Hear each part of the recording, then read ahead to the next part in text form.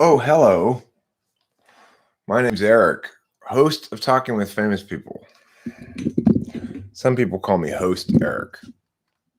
Well, I call myself that, really, to be honest. If I'm going to be precise in my language,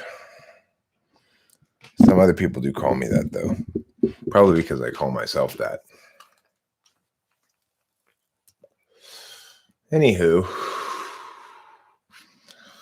sitting here this morning watching this show that I like to watch, and called The 100. I've talked about it a little bit before, but and thinking about how trying to be more TE in some sense, but I guess I started thinking, do I plan? Do I have goals or do I plan? Do I have plans? And the answer is I have plans. I don't have goals. My plans are like my generally intended frame that I'm going to embrace or something, you know? So this is all part of my general plan to become more successful, is to be more goal oriented, I guess. I actually clicked on a little bit of a video that was from a long time ago, some sort of like self-empowerment kind of thing that defines success as progressing towards a meaningful ideal.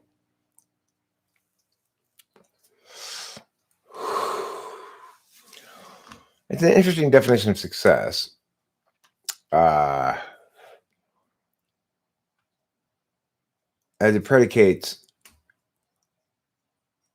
being successful on having in mind an ideal that's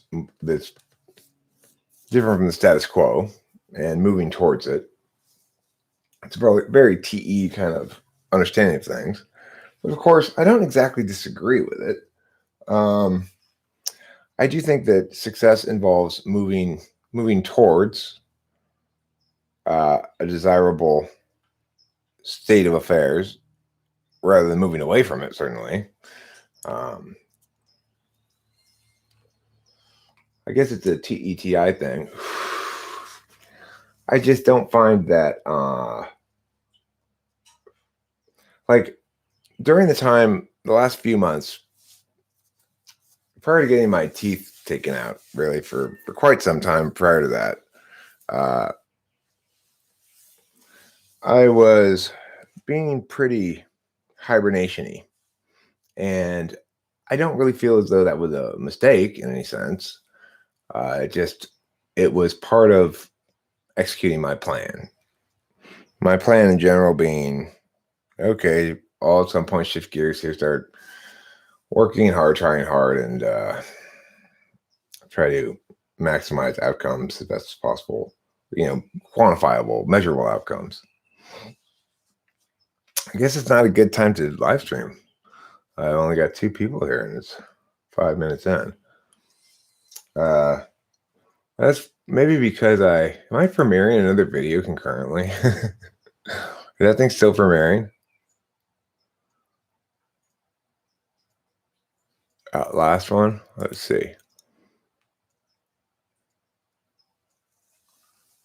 No, that one's not still premiering. Okay, that's good. Did you see that cool GIF that Genexio made?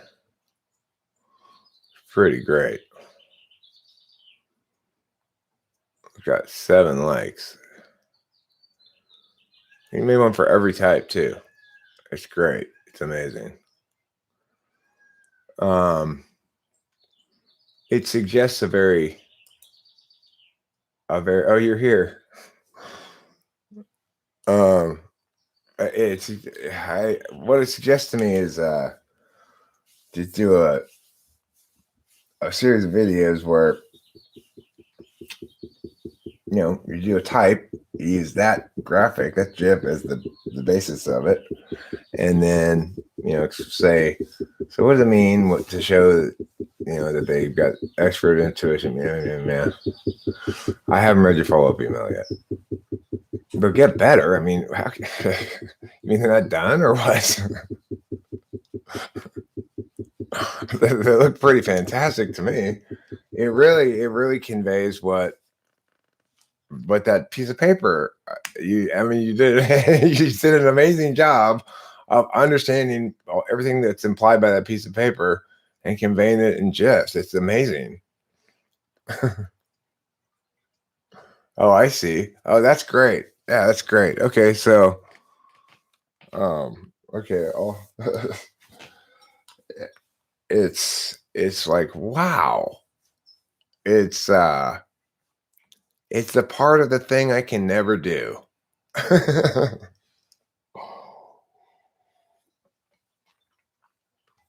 Making nice looking graphics and stuff. I'm terrible at that.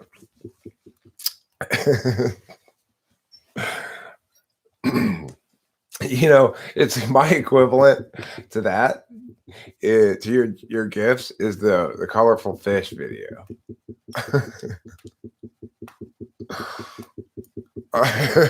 Which is not nearly as good as a way of just visually conveying the information. Yeah, I'm not a very visual guy in general. When you see it like that, it's like, wow, that really conveys a lot of information. You know how they say a picture's worth 1,000 words? I always thought that's not true. I always thought, like, well, I mean, pictures really, they aren't worth any words as far as I could tell. Oh, that's great. I love it.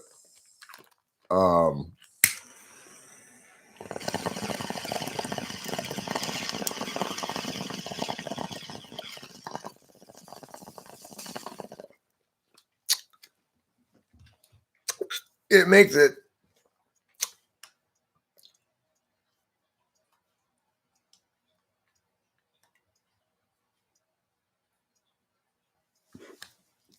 that's a good bong rip.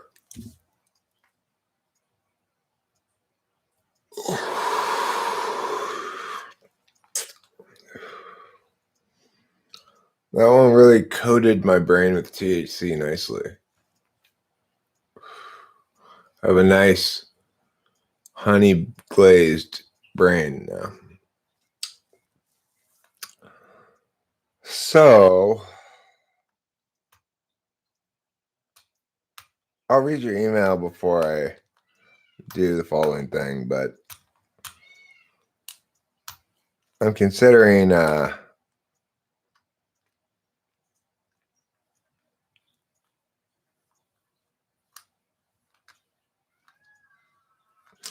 don't know what exactly I'm gonna work on today. I gotta work on dumb stuff at 2:00. It's not dumb stuff, it's just boring. Like working with Chloe it depends what we're doing as to how bored I am with it. She tells me what she wants to work on. Sometimes she has a little bit of school stuff, but usually she says she wants to do either SAT or um or logic. If she likes to do logic, then it's more fun. Why do I look glum today? I'm not feeling glum. I am feeling a little undermotivated maybe at the moment. But I think I'll take another Adderall.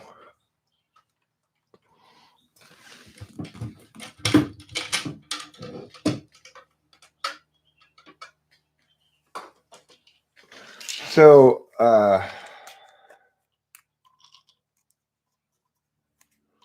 yeah, I'm not glum at all. In fact, I feel quite like everything's really starting to move, you know.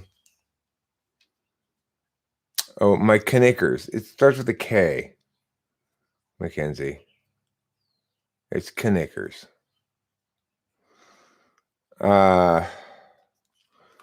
Well, I buy knickers with extra twist in them. So they normally are twisted. That's just normal for me to have my knickers twisted. I like to wear a twisted knick. I like to clad my knicks in twists.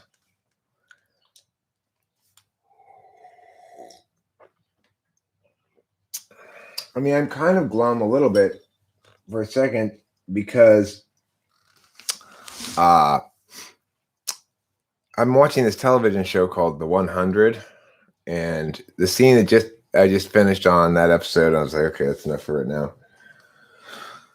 Well, no spoilers. If you don't want any spoilers, don't listen. But I'm a little concerned for Finn now. Of course, Finn kind of deserves to get the consequence he's incurred there by massacring the innocent people. But you love that show? Listen, Mackenzie, Octavia is never going to love anybody with Lincoln. So just don't get your hopes up. Lincoln is her love. It makes me worried, right? Well, because she just, Clark just managed to talk the lady, the leader of the Grounders, into a truce. But the truce, she informs her in the last words of that episode are, however, the truce begins when you give us the one you call Finn. He will die.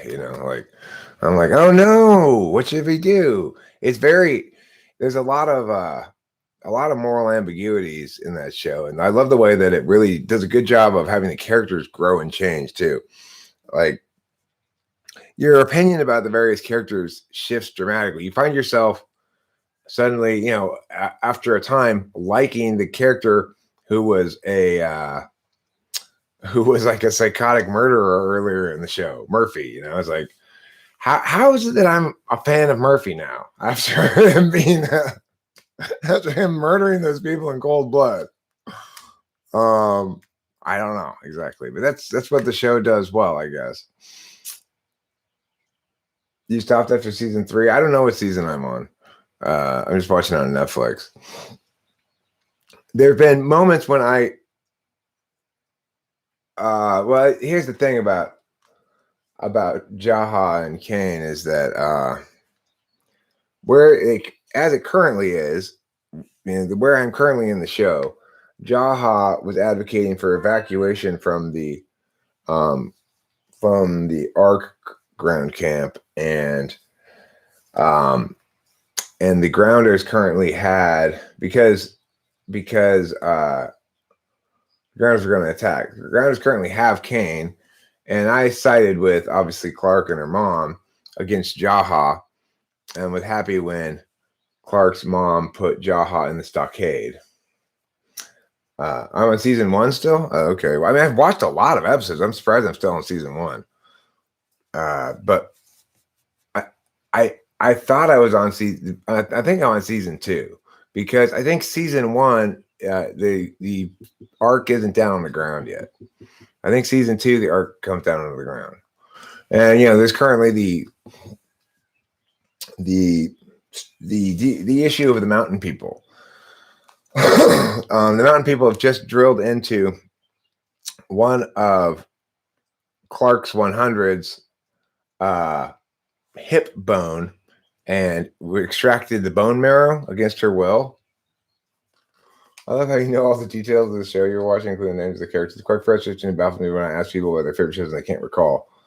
Well, the thing is, I don't necessarily know all the names if I'm watching anime, because I find I don't remember Japanese names particularly well. but I remember regular American names fine. So, like, and when I'm talking about anime, I often have to say, you know, that the guy who, because I don't remember his name, but I do remember the names of American characters. So anyway, I'm a little worried for Finn right now. I guess this show was originally made for like teenagers. You know, it was on the CW, and it was from a book, and you know, it's like when the adults came down and tried to sort of like start bossing around the kids who had been there and done all the shit so far. I got so mad at them, just like, you fuckers don't think you know what you're doing, because the kids have been down here for quite a while. I've already fought a lot of battles and shit, and you come in like you're gonna just sort of take charge. I don't like that at all, and so you just better knock it the fuck off. Fortunately, the kids sort of asserted themselves, you know. Yeah, there are 7 seasons of it.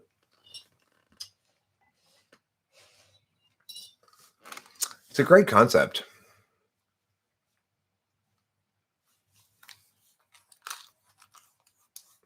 So I'll probably, but you know, I can imagine it running out of juice after about 3 seasons. So I can imagine myself quitting after 3 seasons too. It's well cast. Also, the actress who plays Clark is great. The actor who plays Bellamy is great. The actor who plays Murphy is really good, and same with Jasper. Jasper, the actor, is really good. You know, obviously they get a bunch of cute chicks to play all the girl parts. So like the chick who plays the tough as nails mechanic, Raven, she's like she's super smoking hot. And it's one of those things where it's like, really? I mean, it's such a casting thing. Like, you got to have the tough as nails kind of tomboy mechanic girl be this like smoking hot model looking girl. It just sort of lacks verisimilitude, I guess, a little bit.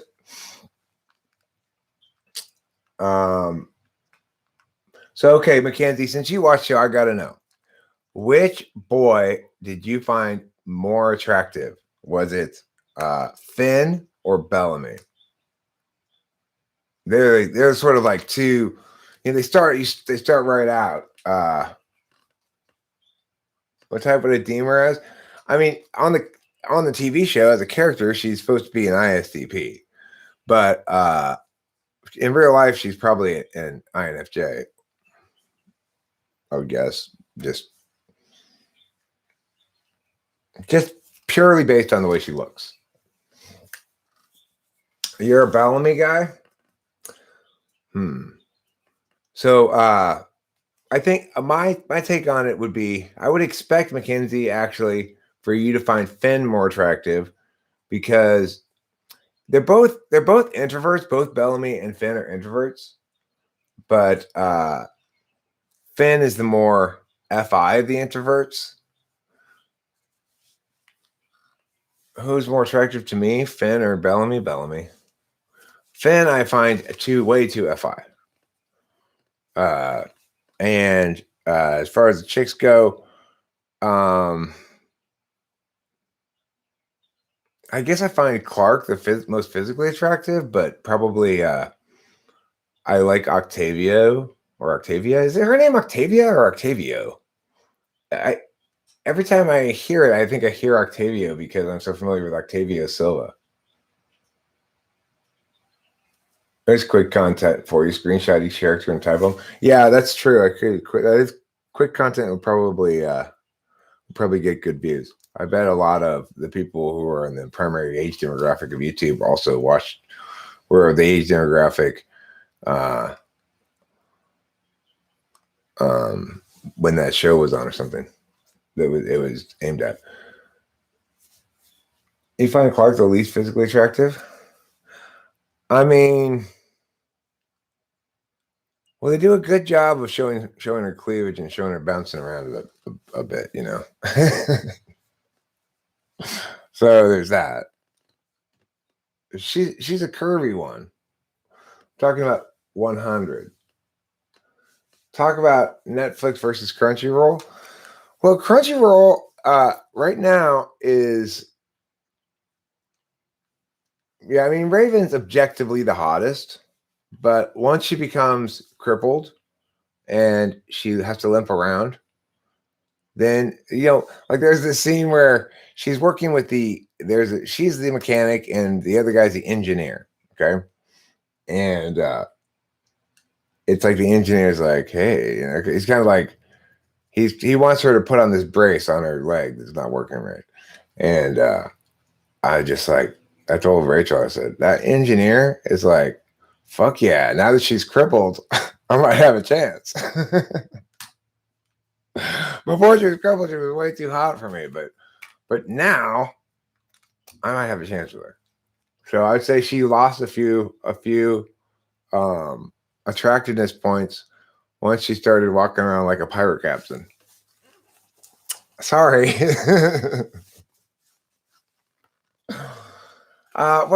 You know, okay, look, the winter lineup was fantastic. They had a lot of great new shows that I enjoyed a lot. The continuing show lineup of new stuff that's coming out that I'm excited to see includes exactly 2 shows, which is The Time I Was Reincarnated That Time I Was Reincarnated as a Slime, and So I'm a Spider, So What?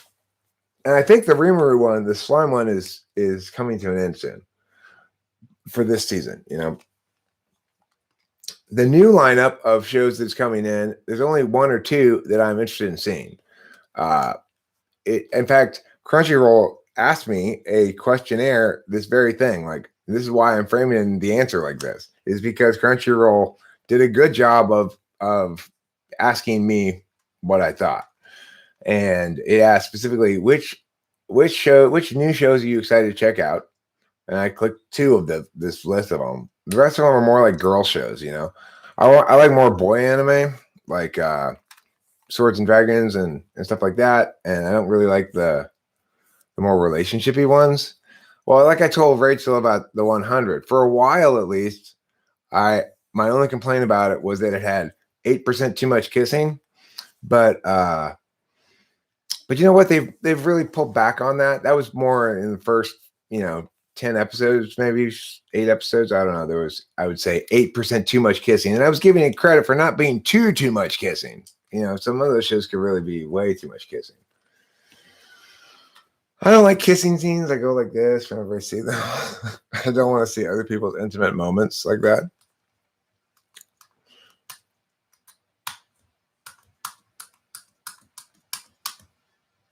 Hey, Mackenzie Hoffman, listen. You know who she looks like? She looks like that other chick, Jessica Biel. And you know who Bellamy looks like? He looks like Jimmy Smits. Is that his name? Yo. Hello. Hi, Mrs. Strauss. Hi. I'm wondering, do you have time at 1:15 today? I'm thinking if you can work with Jeffrey first and then Chloe. Yeah, okay. Great. Thank you. No problem. See you then. Yeah. Bye. Bye.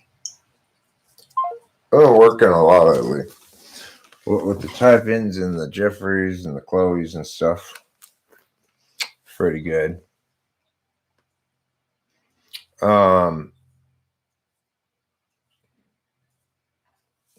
But see, this is the thing, Mackenzie Hoffman. What does Raven really have inside of her? A tender heart. She's tough on the outside, but soft and gooey on the inside. Okay. Lexa? I can't picture who that is. You know what was the most shocking thing of all? I did not see it coming at all. Was then that little girl killed Jaha's son. It's like, what the fuck? Remember that moment? Were you also just like, what?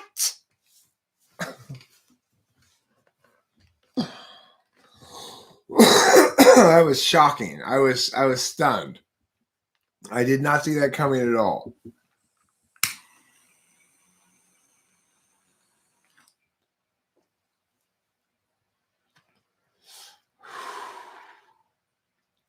Wells? So there's an evil character that's coming that you mean the girl who killed Jaha's son? Yeah, she was broken, you know.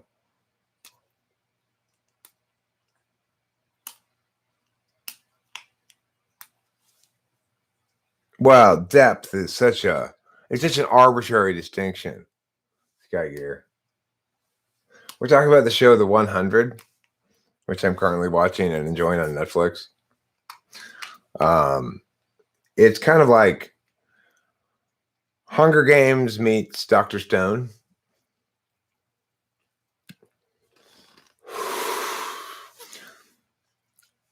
I mean, it was necessary. No, here's why. Okay, it was necessary to get rid of Jaha's son because it's important for the storylines in general that they keep being able to reference this thing that's like,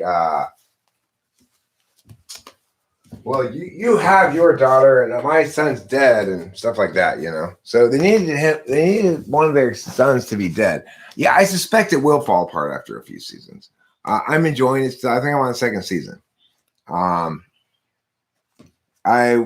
hopefully will enjoy the third season, and I don't expect, you know, if it can stay good longer than that, then it's delivering above and beyond the Call of Duty, I'd figure.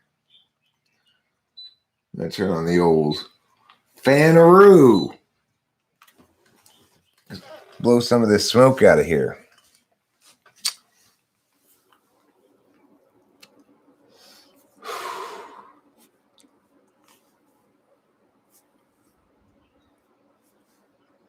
Well, I mean, the thing is, I will agree with you, Mackenzie Hoffman. They didn't do a whole lot of work in terms of making that killing believable, but they did enough, I think. In other words, they did lay enough groundwork in the storyline about killing one's demons, not being afraid and stuff. That, and given the girl's own personal history, that it doesn't completely lack believability. And they gave you enough clues that it's not completely out of left field. And yet it was totally surprising. So in that regard, I think it was good writing, or good enough writing. I do feel bad that character was lost.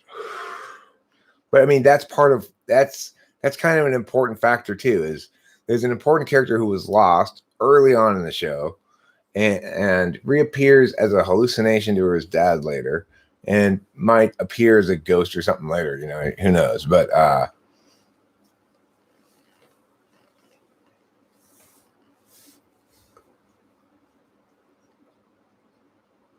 and that's what makes it effective writing too, though, right? You feel his death, you miss him, you wish he hadn't died, just like real life. Yeah, you do, Broccoli Todd. Let me tell you something. It's one of the most broccoli-rich shows I've ever seen. Chock full of broccoli. It's funny that you guys have all seen it. Bloodline? Do you make plans that might lead to goal attainment, or say goals that require some form of planning? Well, see, I guess that's a better way of phrasing the question, isn't it?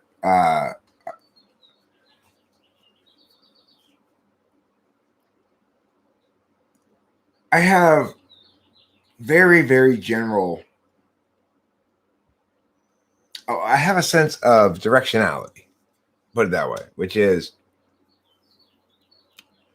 I have a sense of what comprises a better state of affairs and what comprises a worse state of affairs.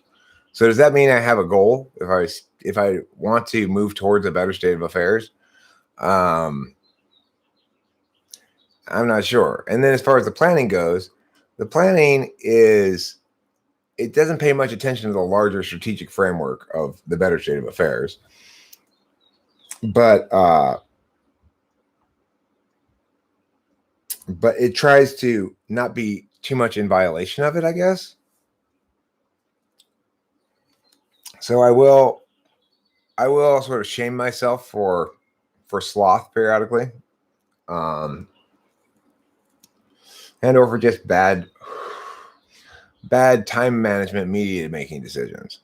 Like the last video I put up, I made some mistakes that primarily linked to me using Rachel's phone to film it, and it being an Apple phone, which makes everything, anyway, due to various little TE fuck ups, I ended up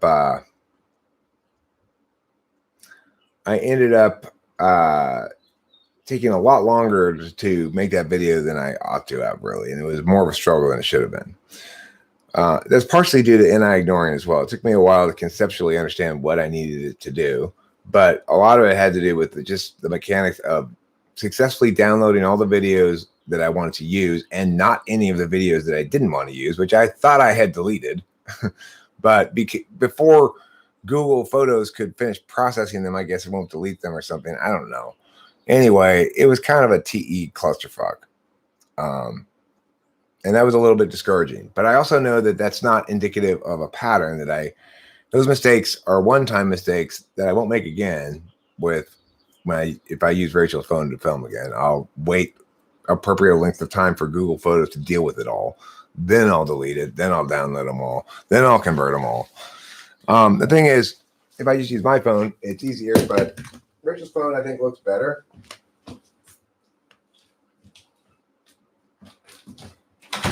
But can I just say, for all the world's sake, for everybody in the world who knows the truth of this statement, fuck Apple.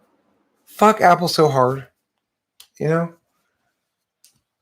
It's like, let's make the world more complicated. Oh no. We can't use regular files for anything. We gotta use irregular files.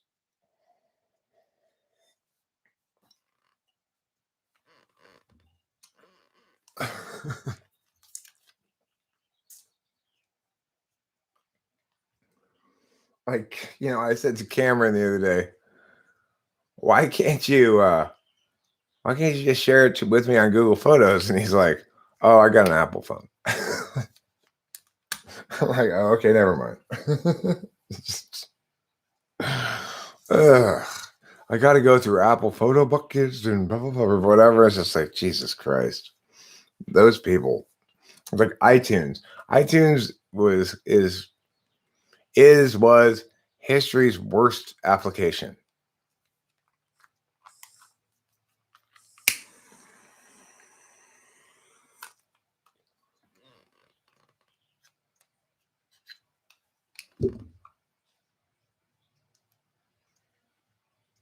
Yeah, he can share it through if he sets it up. Right. He did share. He emailed it to me. But the point is, like, I've got an Android phone. I've got Google Photos on it.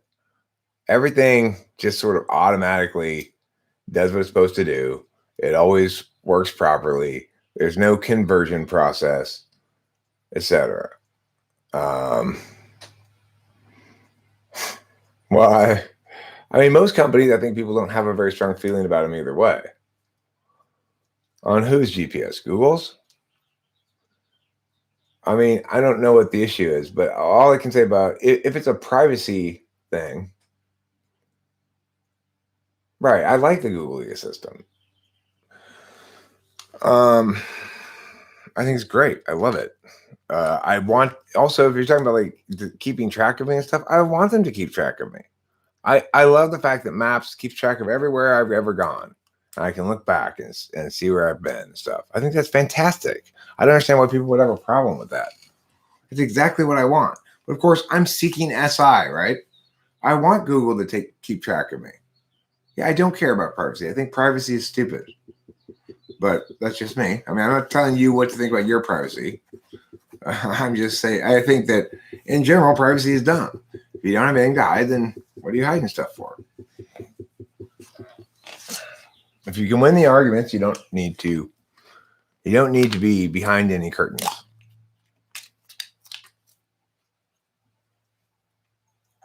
Yeah, I always tell Google, no, please turn off all the privacy things. I want your suggestions. I want you to know what kind of shit I like to buy and everything like that so that you can suggest good stuff to me. I want you to know everything about me. As much interest as you have in me, I want you to know. I trust Google for financial stuff. I'm not worried about them. I'm not worried about security with Google. So,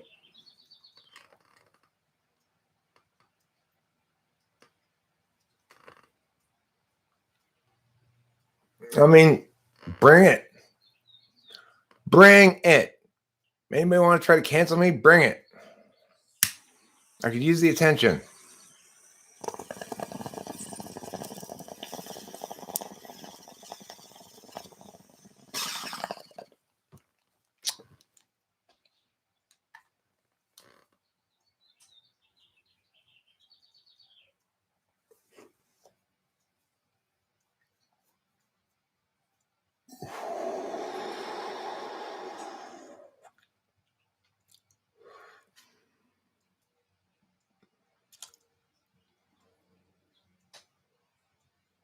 I have a lot of faith in the power of being correct,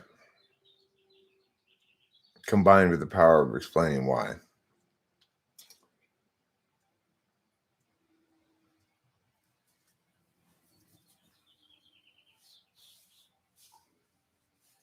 Right. If they watch me jerk it, that's their problem. Right. That's the thing. As somebody who makes media and tries to get people to pay attention to them, I understand something that people who don't make media don't probably get very clearly, which is one reason why you don't have to worry about your privacy is because it's very hard to get people to pay attention to you.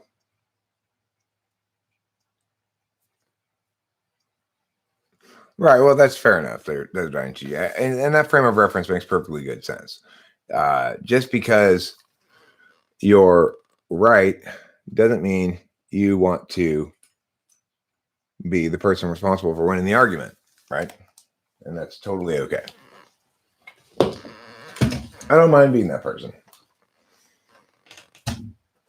I like being that person.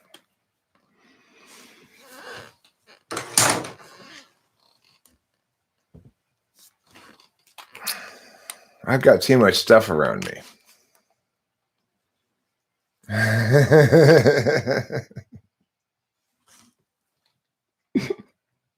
Oh, Peter didn't teach you.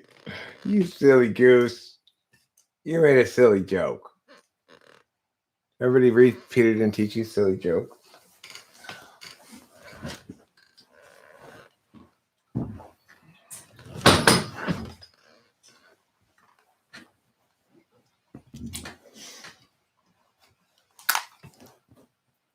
There, that's better.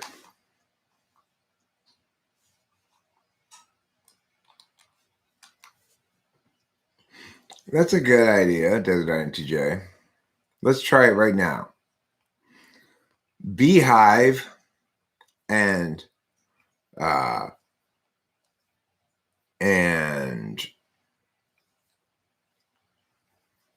Great Depression.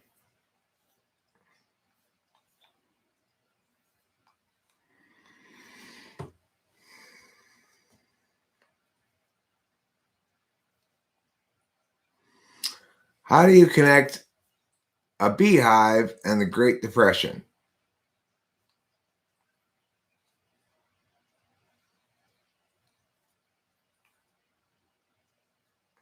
Well, the beehive is a kind of hairdo, the beehive hairdo, which emerged after World War II. World War II was caused by the decimation of Germany after World War I, economically especially. The desperation of which was compounded by the Great Depression. And there you go. That's the beehive to Great Depression.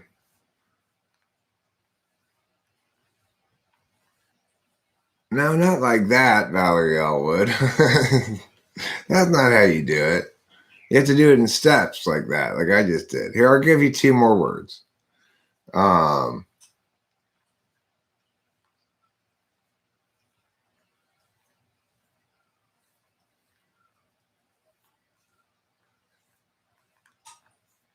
There you go, like the other INTJ did. Because it's supposed to be like I did it or like the other INTJ did it. Okay, how about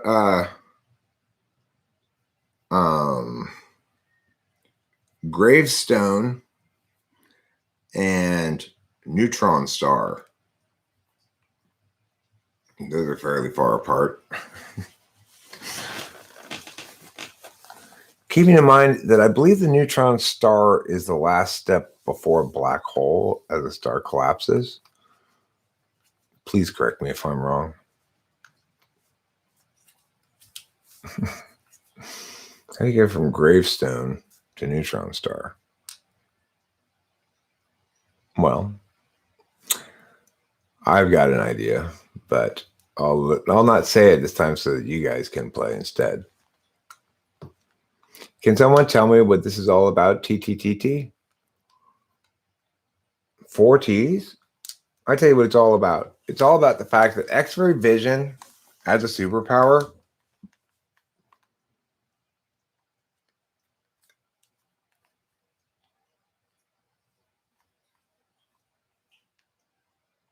the only use for X-ray vision as a superpower is to look at boobs. That's why nobody really chooses X-ray vision.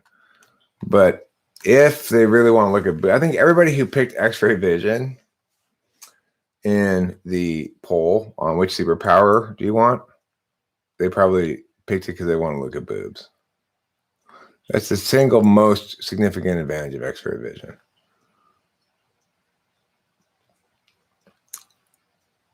Only 1% of people chose X-ray vision.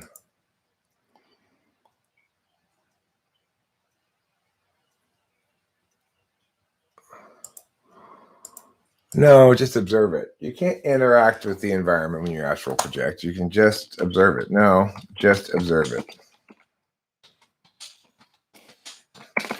Maybe a bit of poltergeisty stuff, like making the drapes rustle. But basically no.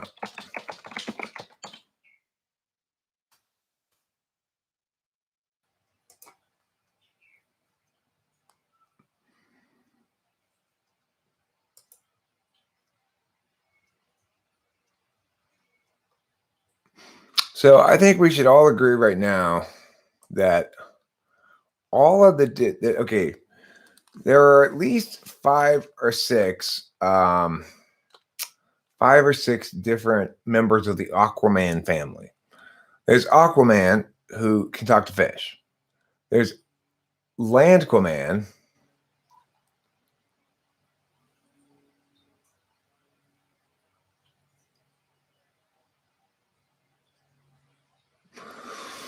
that's sort of right. Sure, that's fine. Yes, I affirm you. Good job.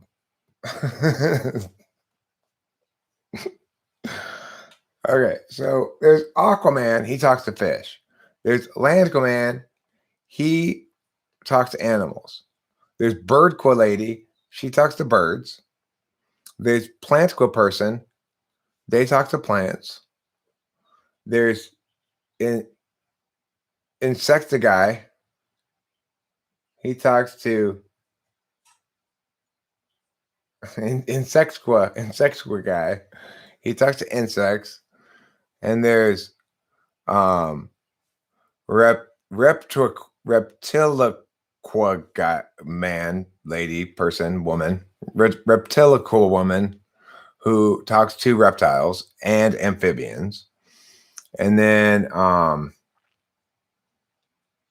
the person, mammals, Lantqua man gets mammals and marsupials.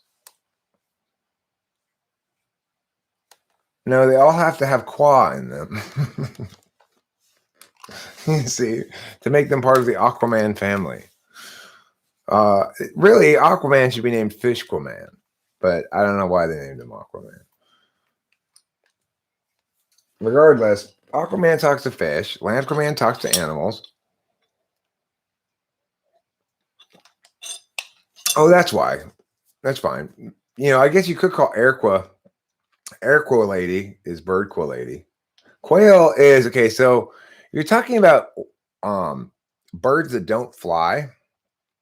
I guess Landqua man gets those if it's Airqua lady. If it's birdqua lady, then birdqua lady would get them, obviously. But let's go ahead and make it Airqua. There's Airqua lady, and then you've got, well, they're not actually animal conservationists. They're actually animal slavers. They have the power they have mind control over animals. They can force them to do what they want. Although it's well known that Landqua man doesn't seem to have much authority with the animals. So he can force them to come over to him or whatever, but they're very resentful about it. And as soon as he stops forcing them, they attack him. So he tries not to force them, and then they just come and mooch off of him. They come complain about humans doing this and that, and they come and ask for food.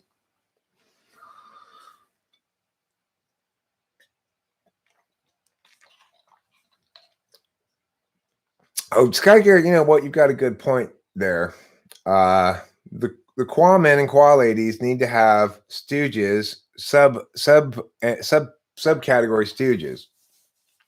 So, you know, the quail man could specialize not only in quail, but also in there's another kind of bird that's like a quail that like quail man could get peacocks as well. Quails and peacocks. And ostriches and emus. So quail. Now, of all those birds, quails are probably the least useful. Like, let's say you want to rescue somebody, and you can call a flock of quail. Well, you know, what are they going to do for you, really? I mean, I guess if you have to conquer a Japanese restaurant, they could lay quail eggs for you, and you could trade them for sushi or something. But by and large, they're going to be the least useful of the quail woman's species. If he's a small guy, he could probably ride the ostriches, so those would be useful. Peacocks, he could surprise enemies and blind the enemies with the peacock's beautiful feathers. You know, it's like he could, let's say he's trying to sneak into someplace. He could call a bunch of peacocks to come over and spread their feathers out and then sneak behind them. And then the enemies will just think like, oh, it's just a bunch of peacocks standing there with their feathers out. Just a naturally occurring peacock wall. Nothing to see back behind there. Stooges are only supposed to be used to accentuate the greatness of the Quamen and Quilades. The Quilades sound like Quaaludes, kind of. I wonder if the Quilades take a lot of Quaaludes.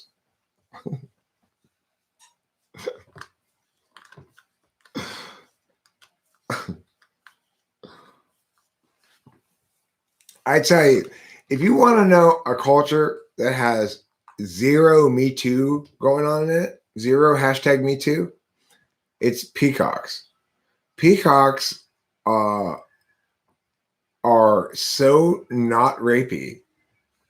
Like, he'll stand there, he'll hold his feathers out and just wait for the girl. She'll kind of come over and look at him and be like, he'll go, shake it. Yeah, me, huh? She just walk away. She's just like casually. If she decides she wants the peacock to hump her, she'll go and squat down in front of him, and then he'll come up and go, hump, hump, hump, hump, hump, and it's over real quick. Peacocks are super not rapey. The man, they are, for every like 48 hours of fanning their feathers to ladies, maybe they get laid one time. Maybe.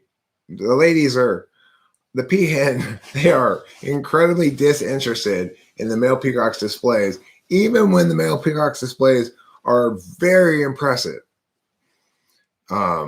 And you just see the males just standing there trying all day long to get some girl to squat down in front of them.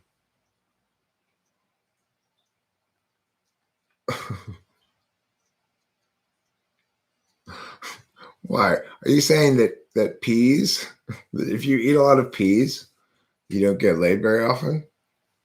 Is that what you're trying to say?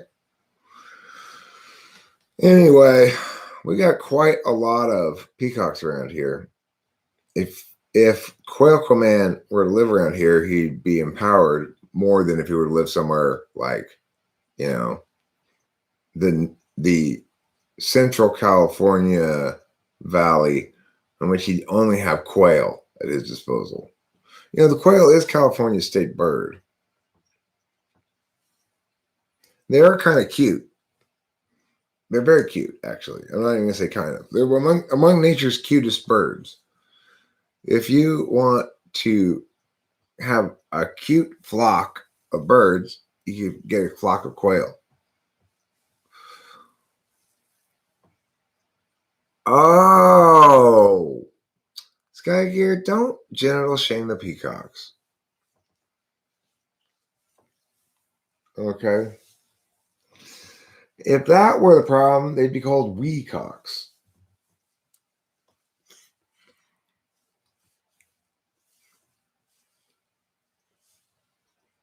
Oh, I'm so muscly. Look how muscly I am. Rawr. I'm gonna fight. Pow, pow, pow with muscles. Yeah, we're lucky they weren't named the horsecocks. Science will bring back the dodo bird.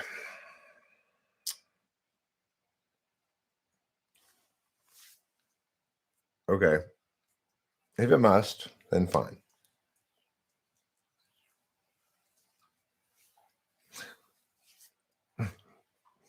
How many dodo birds does it take to screw in a light bulb? Category error. Dodo birds are extinct.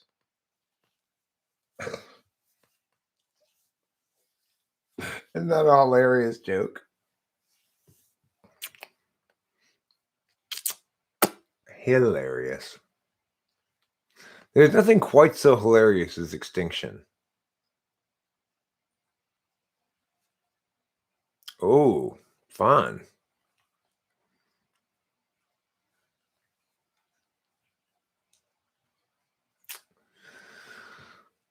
Yeah. There are worse. Where's last names? I think it was Candace who told me she had maybe it was Kimberly, who went to high school with a girl whose last name was Seaman. Spelled Semen. Just straight up semen.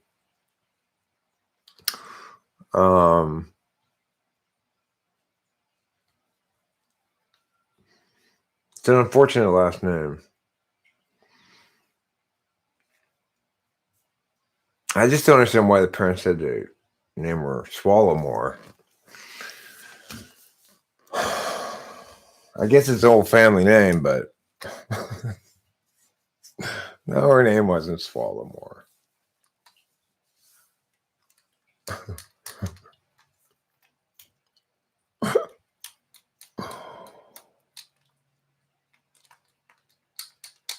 Yeah, parents weren't thinking. Well, even what's her name? Amy Schumer. She originally was going to name her kid Jean Attell Schumer. Then she realized that she would be naming her kid Genital Schumer, which sounds like some sort of disease. She changed it.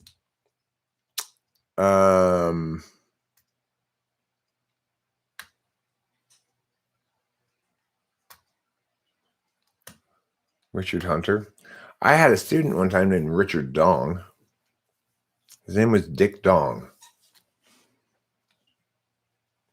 I always sort of dreamed of a world in which his middle name was Peter. Richard Peter Dong would be a great name for your. If your last name's Dong, you should go with Richard Peter as your son's first two names. Peter Richard. Grace Cockram. Wow.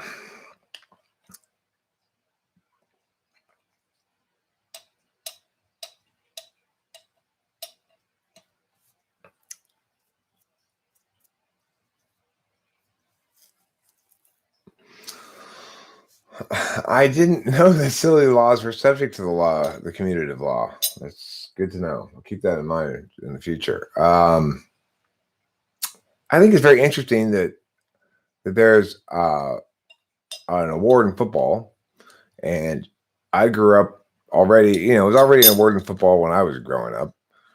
The Dick Buttkiss Award, and if you just grow up as a kid hear about it on the TV periodically, you don't think anything about the name really. And then one time I went to my ex-wife's house and was talking to my ex-wife's sister, or my ex-wife's sister was standing with us and near us, and I was talking about, or maybe she heard it on the TV. No, I was talking about it. And I said, for example, they give different awards to different positions in football. And then they give the Dick Buttkiss Award and she said, "What? The Dick Buttkiss Award, named after this guy, Dick Buttkiss." And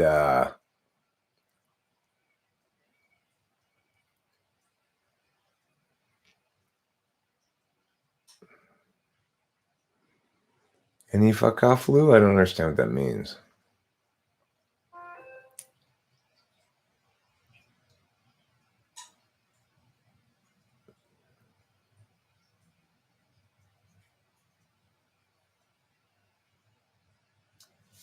Why are you telling her to fuck off?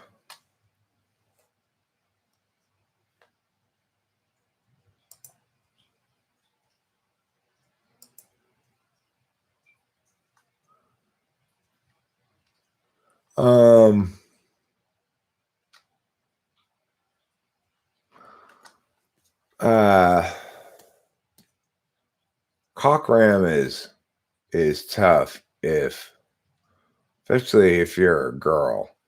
I think it's like from South Park. They have that teacher. His name is Mrs. Chokes on Dick.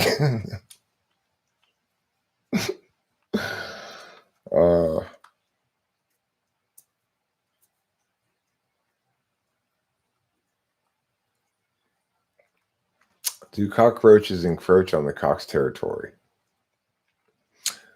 No. They're the part of the penis that's left after it's been smoked. Remember what ISTP did?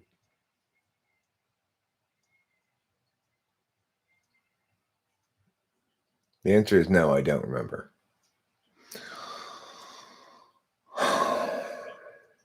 Unless you're talking about Gen Xel, I remember him. There are 14 people here. That's true. The 14 best people I've ever met. Oh, well, you know, some people don't have lots of things to say, Skygear. They're not you, an exuberant sheer peer of the queer dear. Talk about masculinity in INFP males. I mean, they're not going to be perceived as conventionally masculine, probably, by most people. Or if the question were to come up, but I don't think they're going to be perceived necessarily as feminine either. INFP males, they are going to be perceived as intense, but not necessarily not at all in necessarily a homo way. You know, like I think they do well in dating. I would expect INFP males to be able to successfully woo chicks pretty well, certain kinds of chicks certainly, because there is a power to FI. If somebody who's FI Dom or FI second or whatever really likes you a lot, it's more real than FE, you know. It doesn't make it better, but it's a lot more experientially believable, I guess.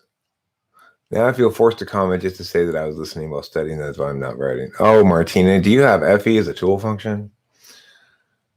FE isn't real at WLL. Okay, well then, you know, I guess WLL is a place where people are incomplete. Oh, at all. Oh, that's what you meant.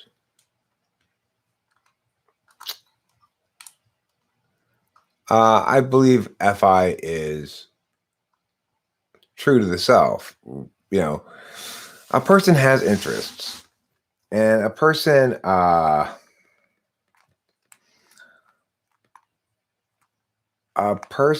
who doesn't pay any attention to their own interests is not succeeding as an agent, you know. And a person who is only paying attention to their own interests is also not succeeding as an agent.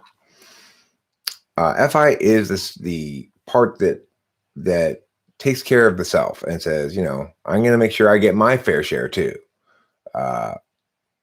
Or maybe sometimes I'm going to make sure I get what I can get out of this and everybody else can go fuck themselves. Sometimes it's that too, you know. Sometimes it's like, well, look, I don't care about your larger issues. I'm going to go in there and save my son. Don't go alone, Maverick. You know, you expect me to just sit here while my son's in there? That's like, you know, FI stuff. Hey, a lot of us have kids in there, Maverick. Just simmer down.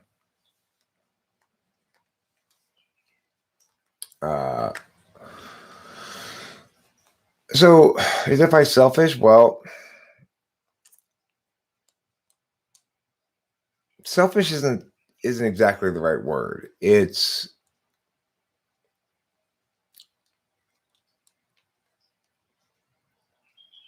about what's important to you, and caring about what's important to you is not being selfish. It's being a complete person. Now, if you're only caring about what's important to you, and you're what's important to you is allowing you to justify shitting on everybody else, then it's a problem, right? Well, FI doesn't attend to that end of the problem. TI attends to that end of the problem.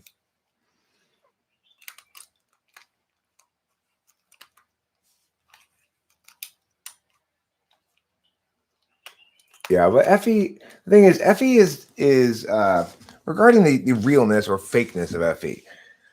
FE has has a genuine other focus to it. It looks like this. Fe is about being a team player. So ENTJs are not team players. Now, what I mean by that is in their lives, forget about work or whatever.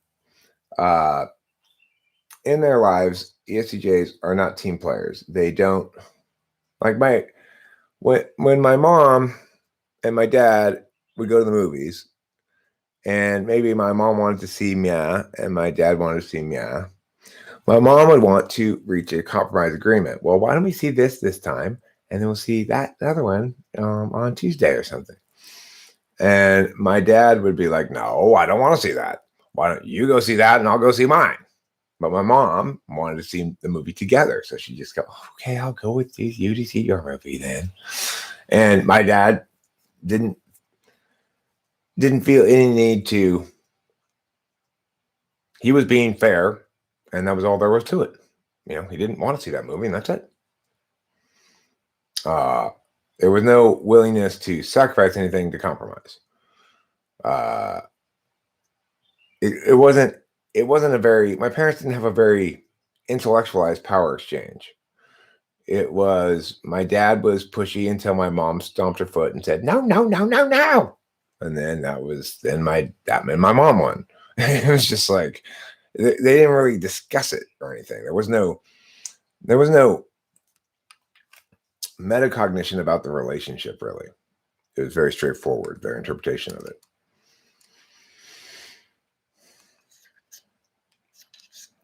Okay, Ron Allen song. Will you stop saying things like that?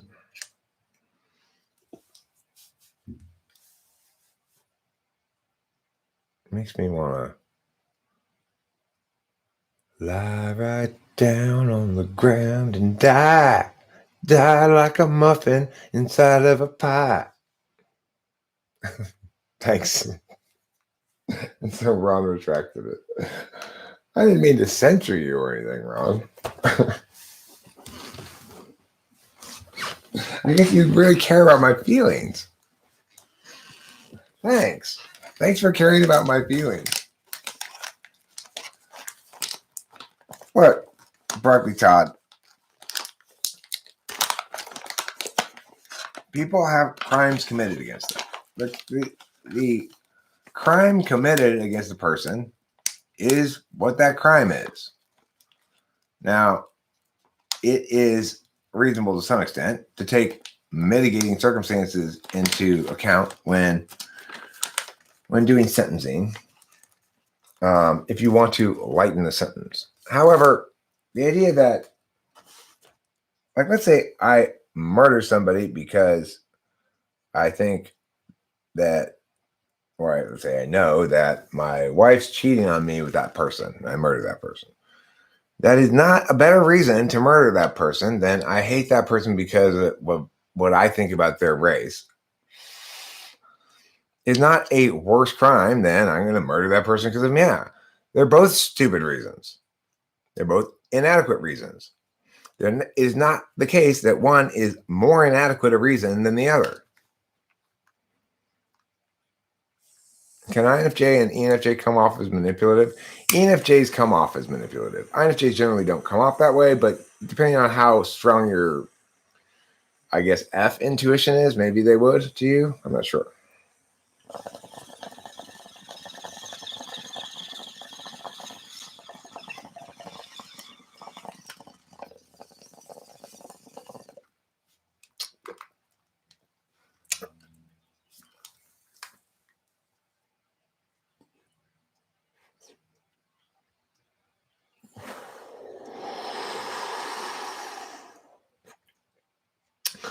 I personally think ESFJs are the most actually manipulative without being aware that they're being manipulative at all.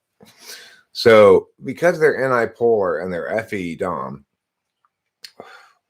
they interface with people to attain the right kind of relationship with them. And the truth doesn't matter.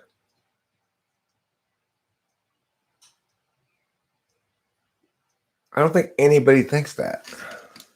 Gen Xio. I think it's just made up bullshit. I mean, it could be that I'm just representing what you would call availability heuristic. I don't ever encounter anybody who does that, like who transfers frustration at a reality onto a group that's arbitrarily defined as a race. I don't even know how to describe what nonsense that is, but is this really happening, or is it just being talked about a lot? Is it now the case that every time an Asian person has a crime committed against them that it's a hate crime, or what? How do you know these things that are crimes against Asians aren't just regular crimes against Asians? You know, the kind we all commit every day. I mean, look, you guys, it's only natural to commit lots of crimes against Asians. That doesn't mean you're committing them against them because they're Asians. I commit crimes against all kinds of people.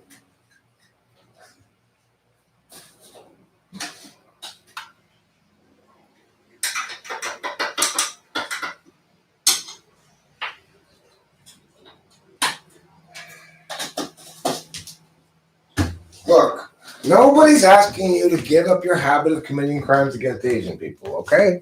Nobody's asking. Nobody's asking that.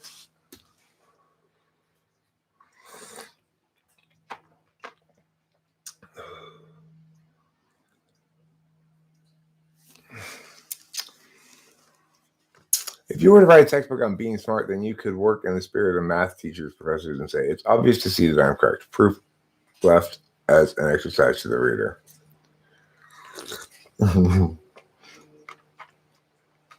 Plate or goat? I have a plate, but I don't have a goat. Do you want to borrow my plate?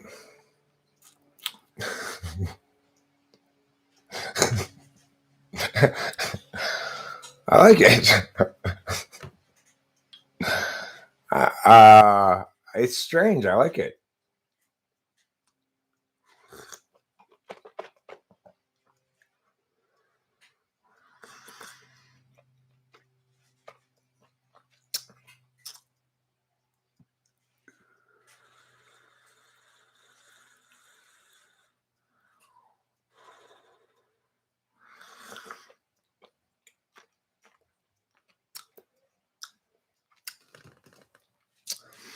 The only thing that I really, the only couple things that I really enjoy teaching, and the reason why I enjoy teaching them is because there's no framework dispute, so to speak.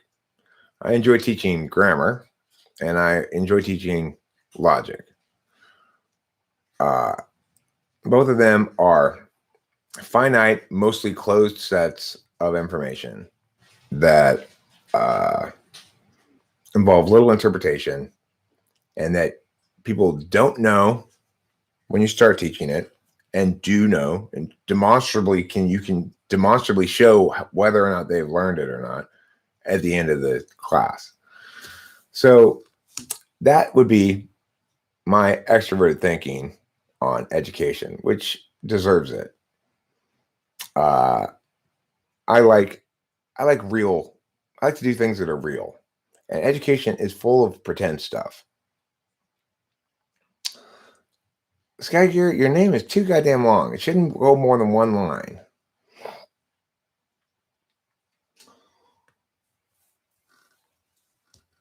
You take up too much space. You're like a big American male.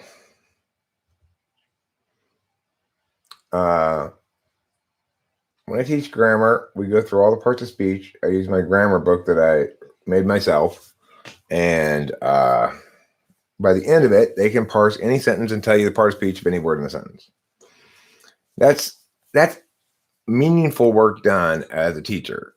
In other words, they have a skill, which is the nice thing about grammar also is it's very much linked to logic. for example, if I tell you that something is answering the question, subject did what, then you know that that word is a direct object, assuming the verb is transitive. Oh, Kitty, wonderful pants. I love you. Oh my goodness, yeah. Oh my wonder times. What a wonderful kitty friend. So magnificent and good. Oh my goodness, yes. Show the people your magnificence.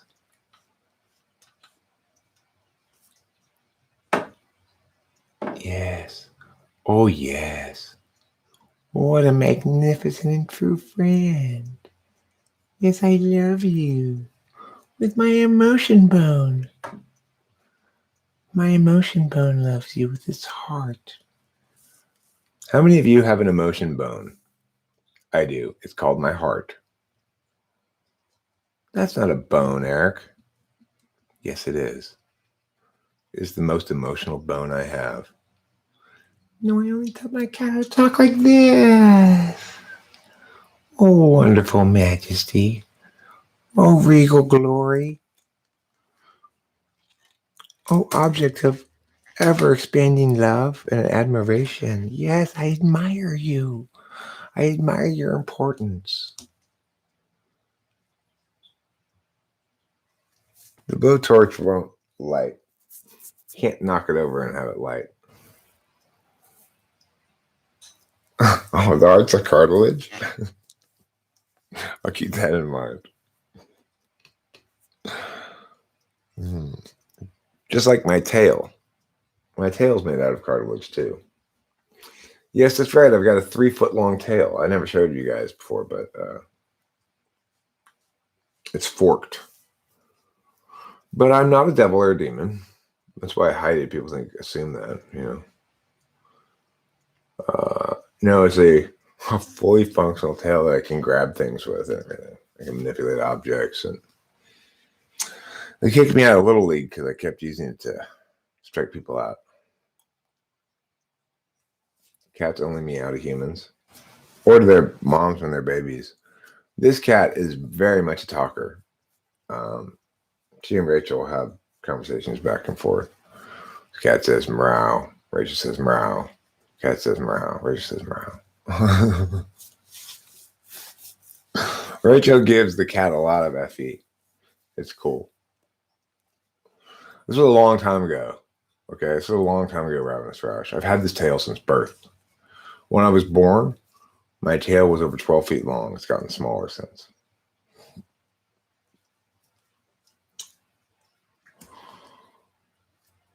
Sure.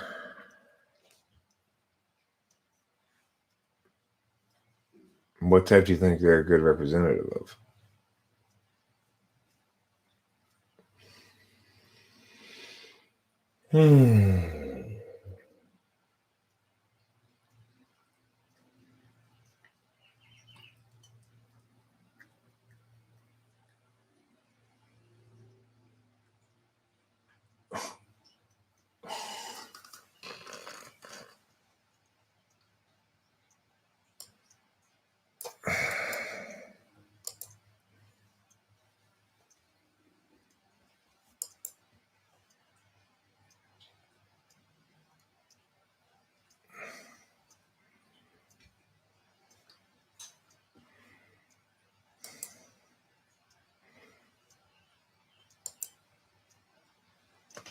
Well,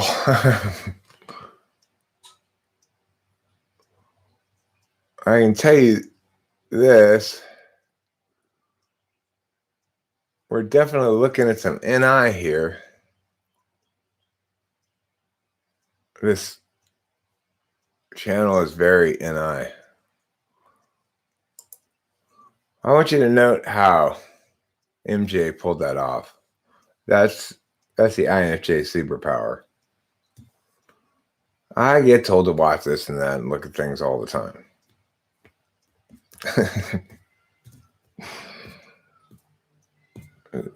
INFJs are slick like that. I'll put a link to it.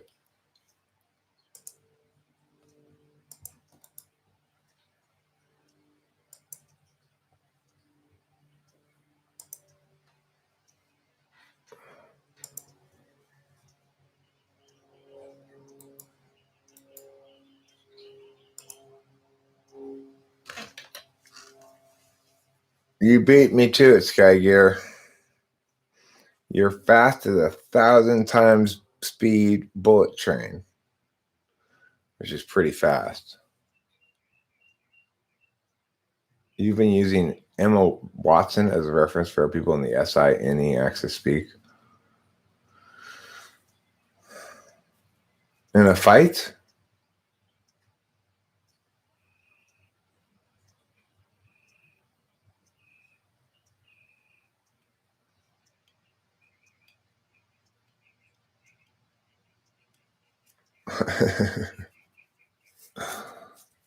I'm just slower than you. What am I feeling right now? I'm feeling some sort of emotion or something. Anticipation. 1:15, I gotta work. Maybe I have to poo. I may have to poo. Or maybe the feeling that I'm feeling inside of my butt. I don't think that was the feeling I was looking for, though.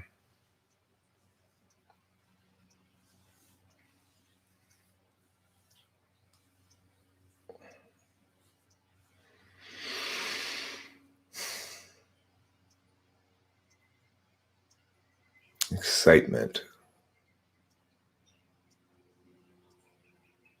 Maybe.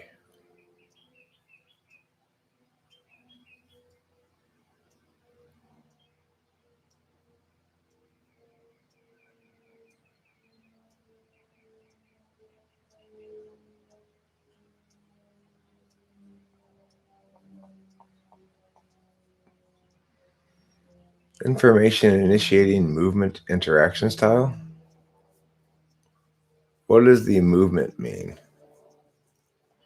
I get initiating interaction style. I get that. In other words, I initiate the subject of the conversation, presumably try to take a leadership role or try to be the leader of the dance rather than I try to be the dude in the dance, not the chick.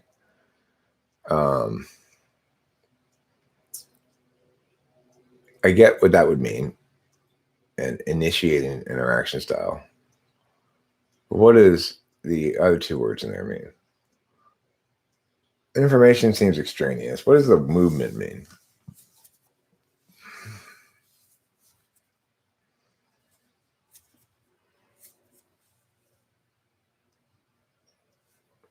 Be excited at the shape of your poo, and you will have discovered the holistic truths to life.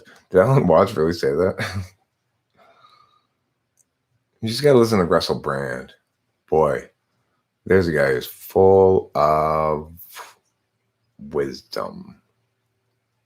I mean, it's kind of like wisdom, except it's brown and it smells bad.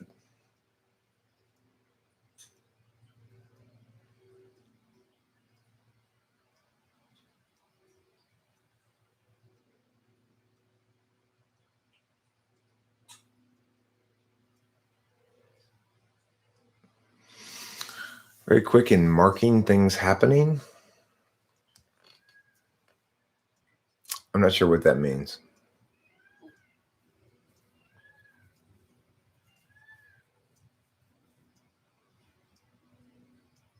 You don't want an S-shaped poo. You want like a gold bar, but a little rounder than that. Not too firm, not so hard that it scrapes your butthole on the way out, but not so soft that it really requires much. So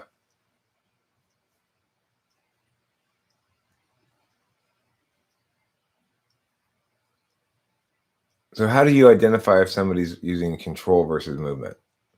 Like what's the determinant factor in whether one's using meow or meow.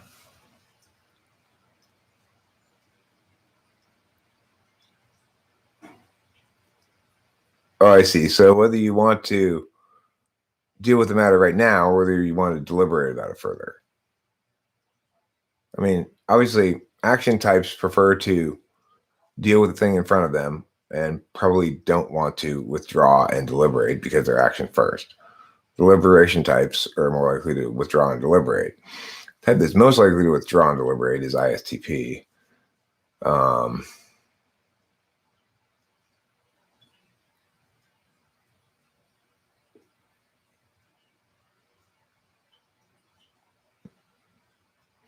No, it has nothing to do with whether there is interest or not, though, Rain. That's the important thing to remember.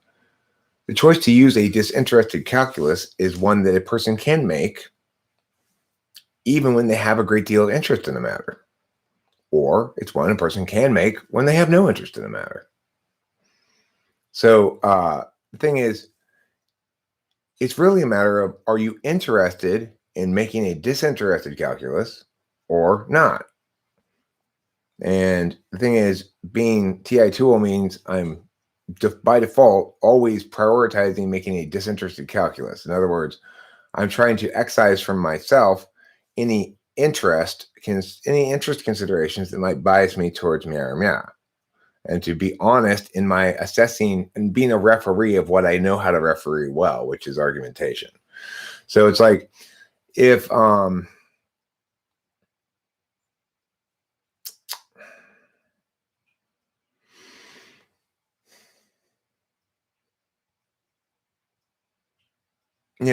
most types are capable of using some disinterested calculi, or at least understanding the distinction in some contexts.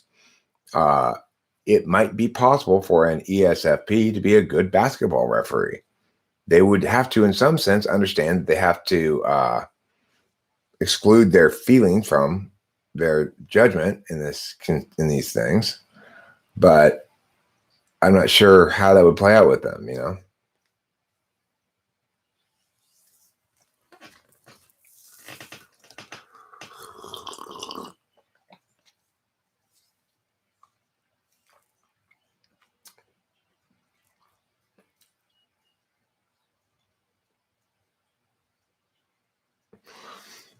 Well, Ron Allen Salon, I don't disagree that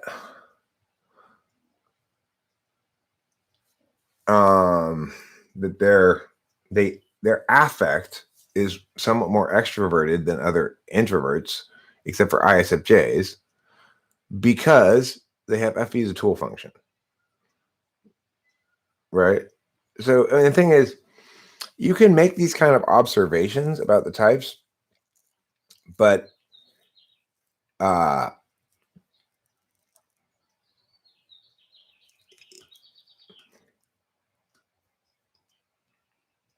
observations of these sort without an explanation mechanically are more often likely to mislead and misguide than they are to successfully teach somebody something.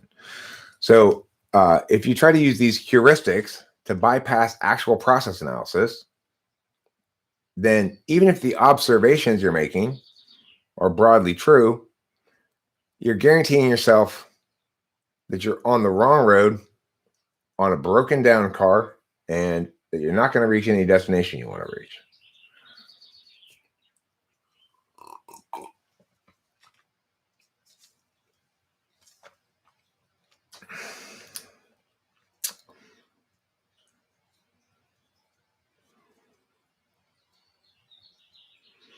Okay, so look at this, what Alexis Kingsley here articulates about the movement stagnation thing. Alexis says, movement types believe progress can best be achieved when something is changing. Stagnation is worst case scenario, and chaos must sometimes be introduced in order to jumpstart a situation. Presumably, then I'd be called a movement type by this system. And yet, that's absolutely not the case for me. I don't believe progress can be best achieved when something is changing. In fact, I'm strongly in favor of negating, which is to say, the status quo, unless we can firmly and clearly affirm a course of action that according to a bunch of constrictions that I apply. So that's definitely not the case. You might say, well, but in your conversations, you believe that progress is achieved as we're making progress through the ideation. Well, that's true. So am I movement or stagnation then? Because we have both things being true. Well, what's the distinguishing? On what level do you distinguish it? Is that intellectually? Is it experientially on my own as a private person, not engaging with anybody else?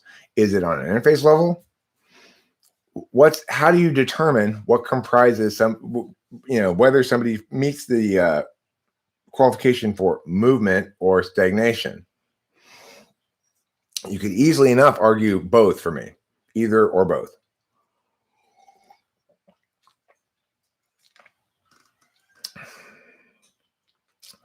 When you start in general,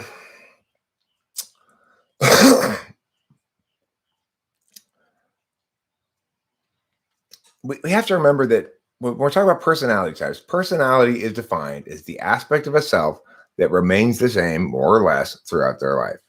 That limits us to just a few kinds of qualities that we could talk about, right? In other words, it is true that I will use the same process prioritization scheme throughout my entire life. It is not the case that it's going to play out the same way throughout my entire life. It is not the case that it's going to look the same to you necessarily throughout my entire life. It is not the case that my experience of this 6 months is going to be representative of the average experience of others of my type. Absolutely not. It is not the case that I'm unchanging. It's not the case that I don't go through periods of what I call, fallow, laying fallow, and periods of high productivity. I do. And neither of those things link to belief in whether or not things are best attained through changing or through staying the same. Active strive to change on any level in the way change is defined on each level. Okay, so then it disallows for people to be responsibly engaged with the issue of movement. And that's just, at that point, then it's an excessively reductive and meaningless dichotomy.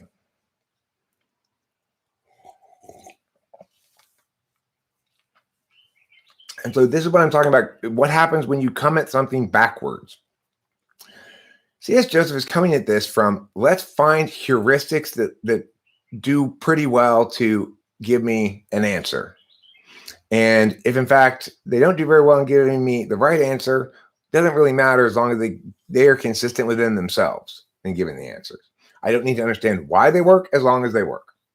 That's C.S. Joseph's total approach to this, right? Unfortunately, this isn't that kind of thing. This is the kind of thing where you actually do need to understand why and how and all the framing shit, or you will get it wrong. And you will just keep getting it wronger and wronger and wronger. So that's why I say, no, let's not make that mistake. Let's not go that direction and take that approach. Let's not say, oh, here's a heuristic that explains what the people are, because cognitive functions is about how people be.